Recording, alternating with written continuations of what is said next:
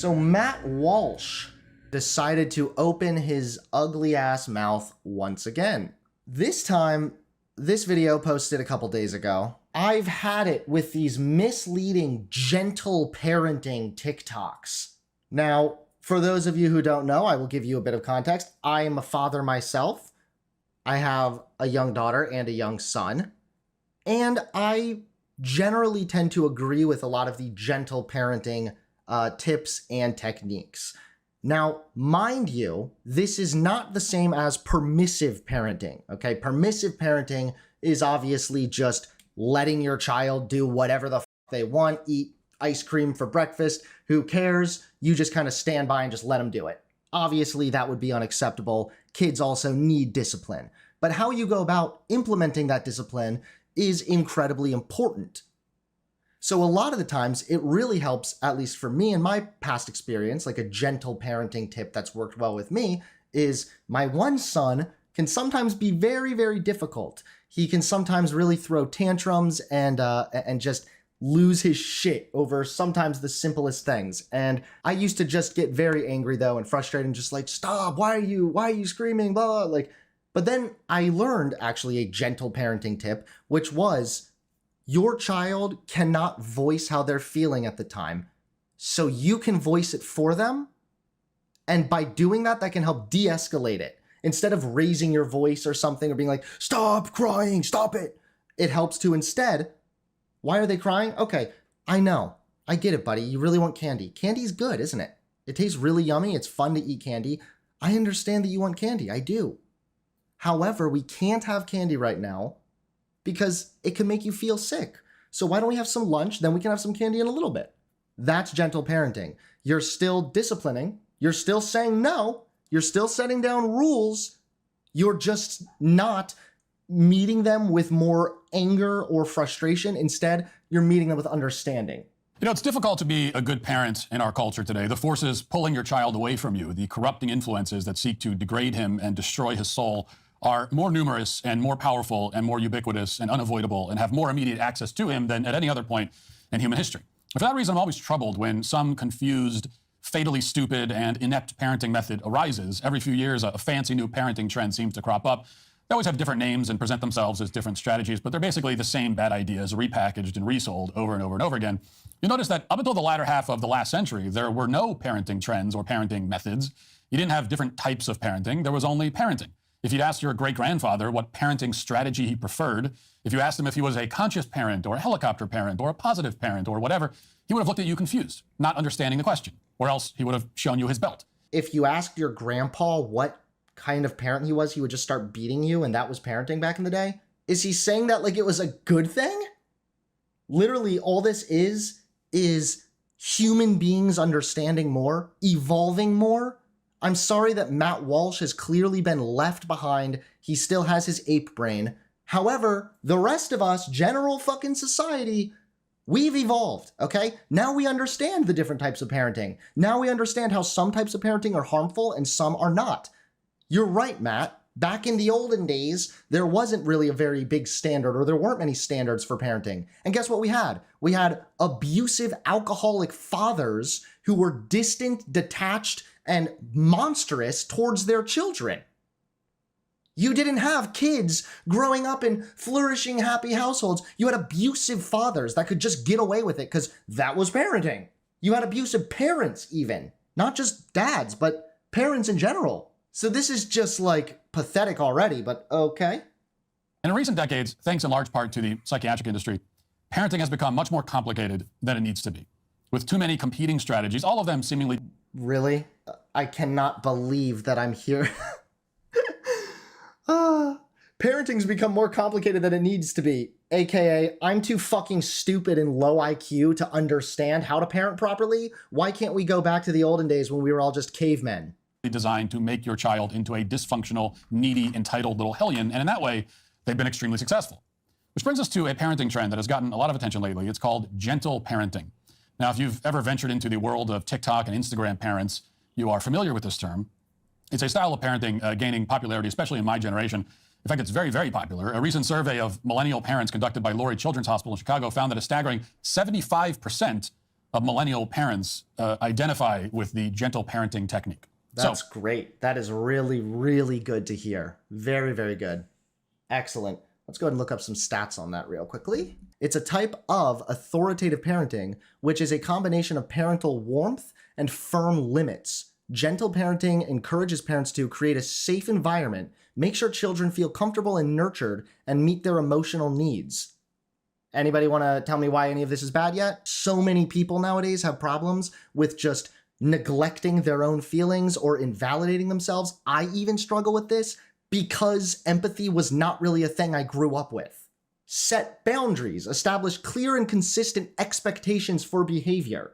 Still parenting. Be a partner, encourage children to make choices based on their own will rather than external pressures.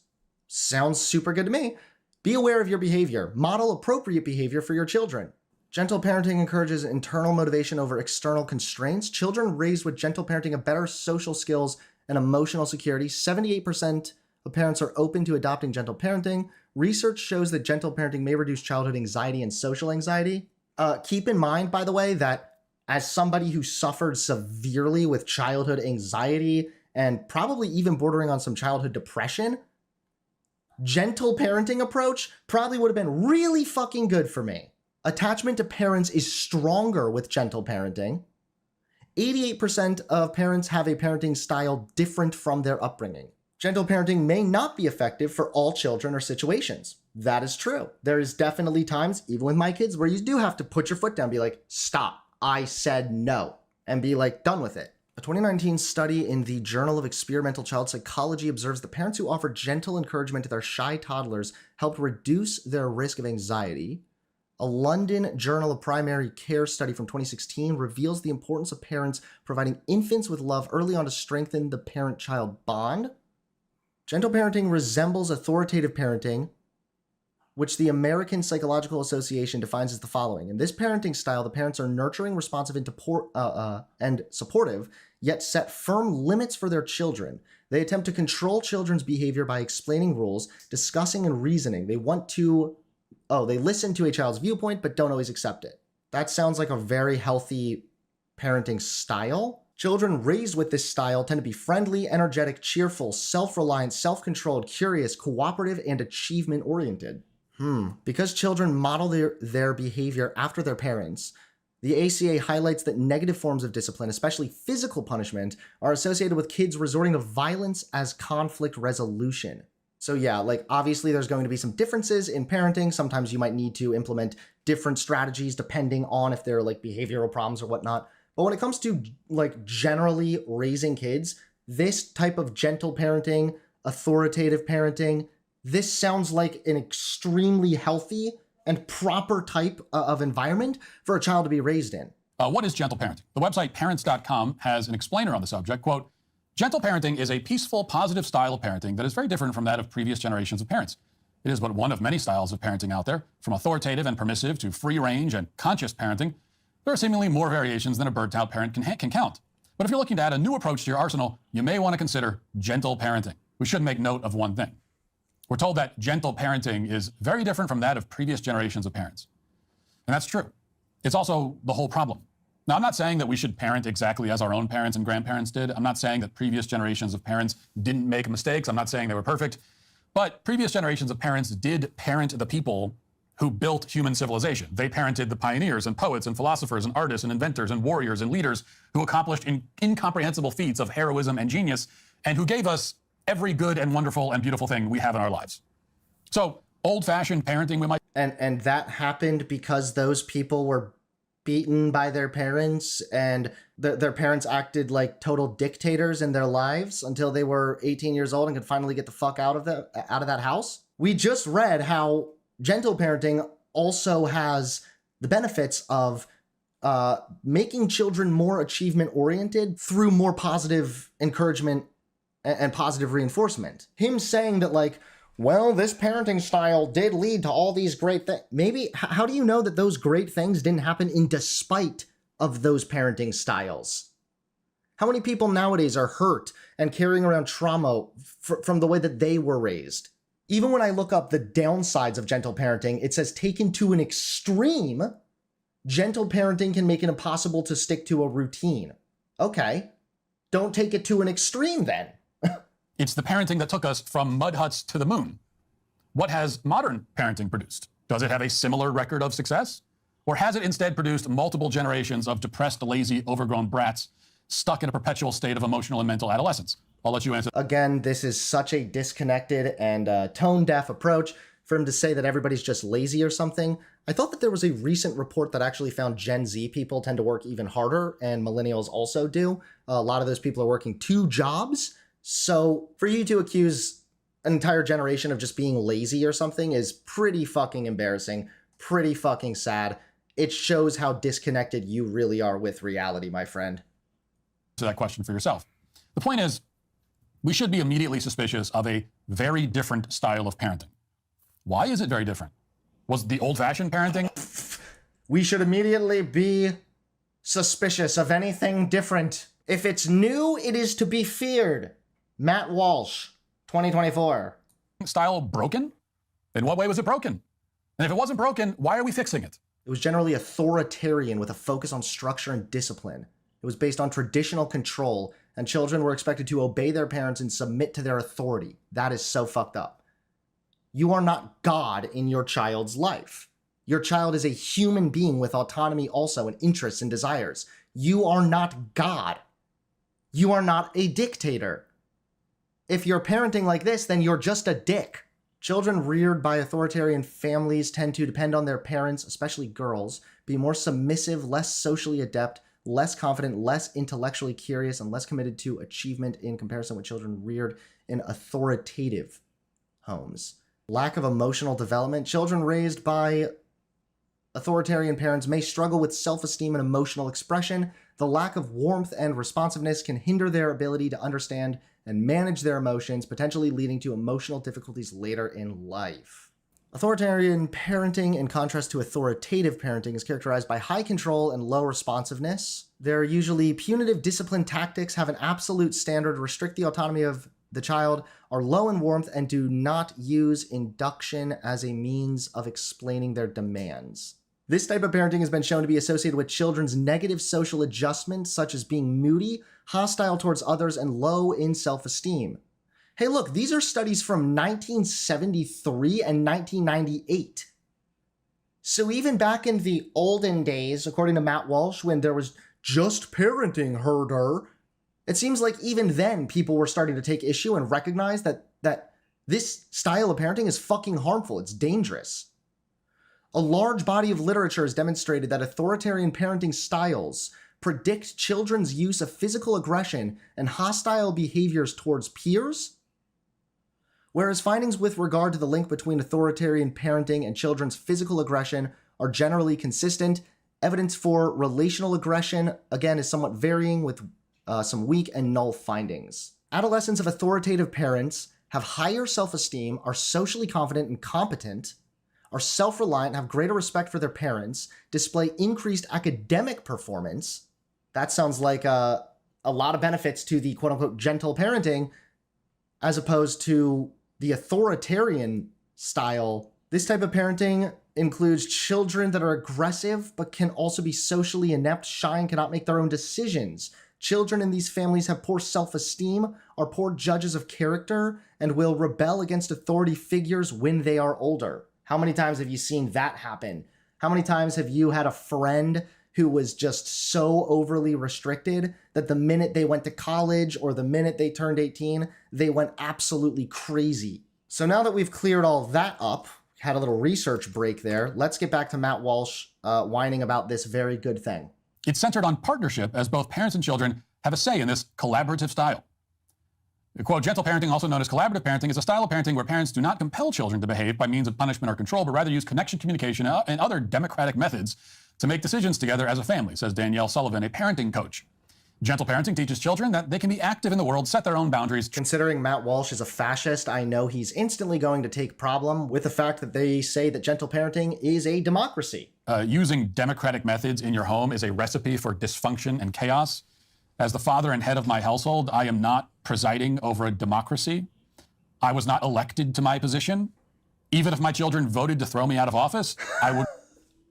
That's not what they mean by democracy there. But thank you, first of all, for proving my fucking point. I literally knew he was going to take issue with that. And to make matters worse, he is literally talking about himself as if he is a king. When I preside over my family, my peasants. Maybe you don't want it to be a democracy because you would get voted to be thrown out of office, pal. Matt Walsh looks like the kind of motherfucker who collects his nose hair. Dude, Matt Walsh looks like the kind of motherfucker who eats his nose hair. But yeah, that's not what they mean by democracy here at all. Of course, they're not talking like pure democracy. They mean like, let your child be heard. They have a voice too. And that is important for self-esteem. Our system of government in the United States, in theory anyway, depends on the consent of the governed. My home does not. If your home does, that certainly means, without exception, that you have failed as a parent and your children are the kinds of horrible, out-of-control, miniature terrorists who nobody wants to be around and who, without miraculous intervention, will grow into maladaptive. This is literally so incorrect. It's hilarious. So again, there are going to be limits here.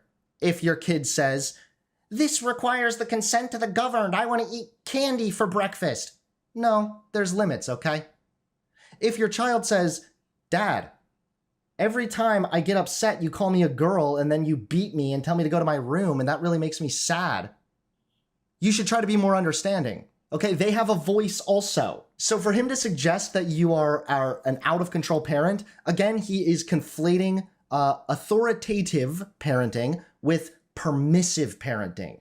Not just letting your children walk all over you, but simply establishing boundaries through the means of connection and through the means of understanding, not just because I'm the dad and I said so. Adults who were raised by the type of parenting style that Matt Walsh is advocating for, they actually are maladapted, miserable adults. They have more mental illness. They have lower self-esteem. They have poorer academic achievement. What are you talking about, Matt? You're just a lying scumbag, bro. Well, it may be helpful to take a look at some examples of gentle parenting in action. In fact, this article provides one. Quote, if you're looking for a way to incorporate gentle parenting into your life, your best bet is to start small. Model what you want to see on a regular basis. Practice kindness, compassion, and empathy at all times, and try to be less demanding and commanding. Instead of saying, tie your shoes, make it a suggestion. Something like, do you think you should tie your shoes so you don't trip? Yeah, what's wrong with that? Again, there are certainly times, again, where you need to give a command, where it's okay to say, hey, put on your shoes, please. You can ask nicely, but still tell them what to do. That's obviously appropriate and right in line with gentle parenting. But also, yeah, what's wrong with the suggestion? If you're not in like a big hurry or something, hey, don't you think you should probably tie your shoes or maybe let me tie them so you don't trip? That makes a hell of a lot more sense. That clicks. That's using fucking logic with your child. Hey, I'm not the bad parent here who's trying to stop you from running outside and having fun with your friends. I'm looking out for you because I don't want you to trip. Untied shoes equals you trip, fall down, boo-boo. There you go. You're giving them logic. You're making an actual logical connection for a child when you explain why they should do that thing. Now, the first few sentences of this paragraph start out fine, but then we're told that you should be less demanding and commanding. And that's only half right. Less demanding, sure, but you should be commanding. Now, the problem with demands, it's not that making demands is going to traumatize your poor child.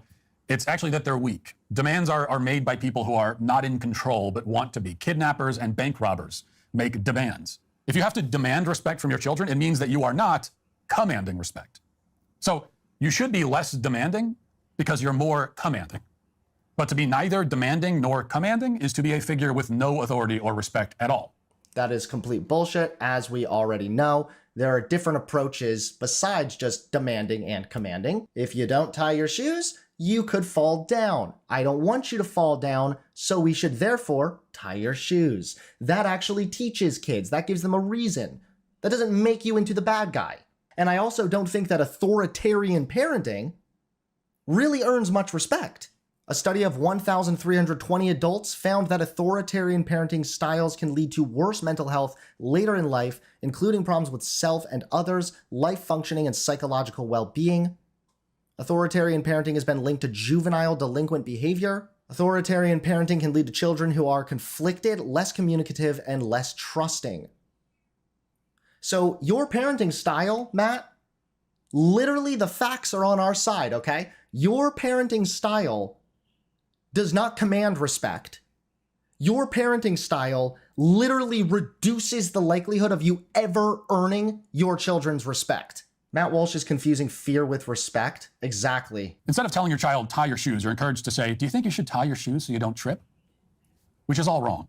A strong leader knows what things must be done and gives clear, concise, and confident instructions accordingly. Tying shoes is a thing that must be done. It doesn't matter if your child thinks he should tie his shoes or not. You don't need to build a consensus on the matter. You don't need to put a referendum up for a vote to democratically establish the necessity of tying shoes. And what if he says that no, he doesn't think he should? What then? Will you respect him as an equal and let him fall down the steps and break his neck? Or will you tell him to tie them anyway? Okay, so Matt Walsh, I know that your little caveman brain might be having a hard time comprehending the simple concept. It's called communication. Okay? You see, when you literally confront a child and you say, tie your shoes, you have to, that is not helpful. That actually leads to more defiance. And I can tell you this from personal experience. Okay? I can tell you this from personal experience of raising young kids. Are your children not also human beings? Do they not also deserve an explanation as to why their supposed leader, commander-in-chief, is commanding them to do this thing? Your child is a child. He has no idea what he's doing, what he should be doing, what's going on. He needs to know that you know. He needs to know that you are competent and secure in your position as the leader. Here's a parenting secret for you. That is apparently not common knowledge, but should be. A child wants to be told what to do. He doesn't want open-ended questions and limitless options. He wants direction. Now, he may not know that he wants that. He may say that he doesn't want that. What he means actually here is that children might not know that they want or know that they need boundaries. That's what it is. There needs to be clear-cut boundaries and clear-cut rules and things of this nature. When you say that they just want to be told what to do, that is not true. Kids oftentimes want to be understood or heard, especially when they're young and they can't even talk that much. Think of how frustrating that'd be if you can understand everybody around you. You even know kind of how you're feeling, but you just can't voice that. And instead of being met with a little bit of grace, you're met with frustration, eye rolls, anger, and people just stop crying. Oh! If you set a healthy boundary of, well, we don't go outside unless our shoes are tied, and here's why, you could fall down and get hurt, and I don't want you to get hurt. There you go. What's wrong with that? That's a clear-cut boundary. You're confident in it, but you're also just giving an explanation. Walsh is acting as though the suggestion of the question, like, hey, why don't we tie your shoes kind of thing, is like an actual question. It's a rhetorical question for the child, obviously. Does Matt Walsh think that what they mean is literally like, hey, can we tie your shoes before you go outside? No. Okay, have fun breaking your nose. Like, no. It's a rhetorical question so that the child can at least feel understood or like they do have a choice. Or like if they say no, well, then there's an opportunity to explain the importance of this thing. Not for you to get mad and feel like a fragile man baby who now because your little toddler said no to you, suddenly that means your authority and your respect is being questioned. Get out of your own mind a little bit. Pull your head out of your ass, bro. If you give instructions, not requests, instructions, and you do it clearly and firmly, he'll be a happier kid. He'll feel safer, more loved, and will end up being a better person in the long run. So this is the major problem with the gentle parenting method. It relies heavily on partnering with children who don't know what's best for them and are relying on you to know that. You should not be looking to make your child a partner in his own parenting any more than you'd want the captain of your... What the fuck are you talking about right now? It's about partnering with your children to help them better understand what's best for them, to help them better understand why you have these boundaries and these rules. Literally what this is talking about is just raising kids with more understanding of the rules. What you're talking about, or at least what it sounds like, is daddy said so. That's the answer. I said so. This is my executive order. I've signed it. Shut the fuck up. That's not how you teach. And that's also not what it means. It doesn't mean to be collaborating or partnering with your kids with their own parenting or some shit. It's talking about parenting with your, or partnering with your child so that they can better understand the rules that you are laying out, to help them understand that you're on their side. Any more than you'd want the captain of your plane to invite you to partner with him and be a co-pilot, in the cockpit. Now, your captain's commitment to democratic equality may flatter you for a moment, but it also makes it much more likely that you'll die a fiery death. Now, if you go over to TikTok, as mentioned, you'll find many. Luckily, it's not at all the same thing as partnering with your child to help them better understand their feelings or learn better coping mechanisms or better understand the rules that you've laid out and why you think they're good and how you're on their side, as opposed to partnering with the passengers of an airplane to fly a literal machine through the sky. Parenting is a complex mix of direction and empathy and understanding and everything else. Flying a plane is like a skill that must be learned. This isn't even comparable, Matt. And let's watch it. Hey, the school called me today and told me about you skipping school. You lied to me about that. I know, I'm sorry. I should have told you the truth. Look, here's the deal for that. I think we go 2 weeks grounded. Is that fair? Yes. Everything makes sense? Yeah. All right. Look, so that's the way we do it in our house. Different scenarios, come up with different things. We don't have to set grounding or anything like that. But the kids know if they get grounded and they come and hang out with the family and they do things, help around the house, things that they're not asked to do, that grounding doesn't have to stay 2 weeks. And also, look, Drew's a senior. That actually makes a hell of a lot of sense. First of all, it sounds like they're talking about having clear rules and boundaries established. You can't lie to your parents. You can't skip school. You get grounded for 2 weeks. Okay, that's fair. But being able to reduce your punishment with good behavior, that's literally how the fucking prison system works. I don't see anything wrong with that, especially if your kid at that point is like 15, 16, 17 years old. If her last Friday night football game fell within that 2 week thing, I'm not going to hold her back from that either. That is something I'm not going to take memories away from her. Same with, her younger sister, Ken, if she got in trouble when a friend had a birthday party. Now, maybe she doesn't get to spend the night, but I'm not going to let her miss that birthday party. We don't take things like that away, but that's kind of how we do some of the punishments here in our house. We try. Literally sounds like a very reasonable thing. Sounds like there's going to be clear-cut rules. You're still going to miss out. It's still going to suck. You're still going to face consequences, but it doesn't sound like it's coming from a place from like fear. It doesn't sound like these kids would be terrified of their father finding out, oh my God, my dad's going to kill me. Now, it will not surprise you to learn that the comments, and there are hundreds of them, are all from people applauding this strategy and saying that they wish this guy was their own dad. And that's because most of the comments are likely from teenagers who, for obvious reasons, would love to have a dad who only grounds them if they agree that it's fair and who will still let them go to parties even when they're grounded, which is like the court. He literally just said that he would reduce how long they could go. And he's also talking about like some core memories there, which is fair. I, as a father, would also not ground my kid from partaking in a once in a lifetime kind of experience, especially if it was like, their high school stuff, like high school prom or something. And also, again, is that fair? Yes. All that means is that they could say, I don't think that's fair. I think that I should be grounded for a week only because I said this or blah, blah, blah. That just, again, gives them an opportunity to have a voice. But Matt Walsh, being a fucking dictator, being a fucking fascist, he doesn't want people to have a voice. He wants people to bow down and be subservient to him. She's not going to say, oh yeah, that's fair, and then just walk out of the room perfectly fine with it. No, she's going to very stridently inform you that it is not only unfair, but it's the most unfair thing that has ever happened to anyone ever in the world. Maybe if you actually were a more gentle parent, you wouldn't get that response, Matt.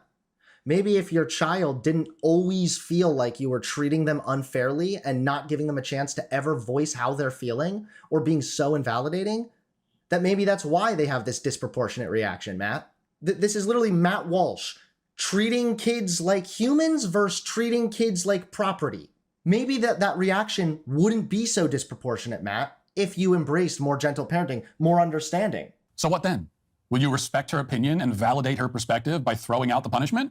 No, but you could respect her opinion and be like, look, I know, it does suck, okay? It does suck. I remember being grounded as a kid too. I remember I got punished and I wasn't able to go to my friend's house or this or whatever, and it sucked.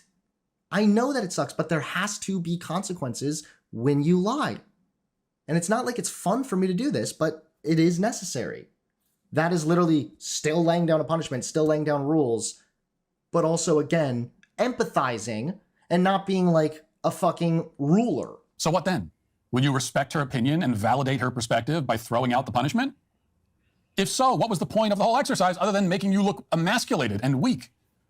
And if you'll stick with the punishment, even though she says it's unfair, what was the point of asking her whether it's fair or not? One, to empathize with her feelings and to understand, if you really feel it's unfair, why? Maybe then you can explain why you think it is fair. Just simply, again, explaining yourself is not weakness, Matt. And it's actually fucking hysterical that Matt Walsh considers himself a theocratic fascist.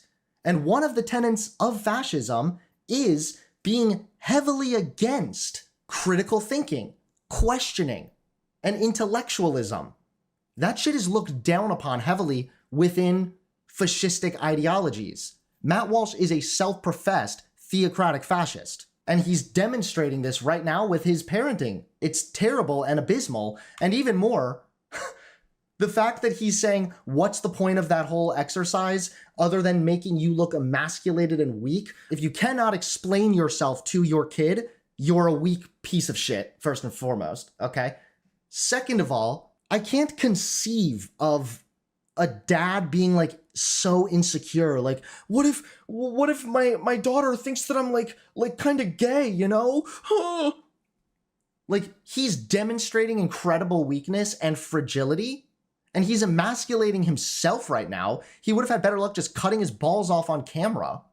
But instead, he's up here literally revealing that all it takes is his daughter saying, like, you're being unfair to me, to make him feel weak and emasculated. He's a bitch, dude.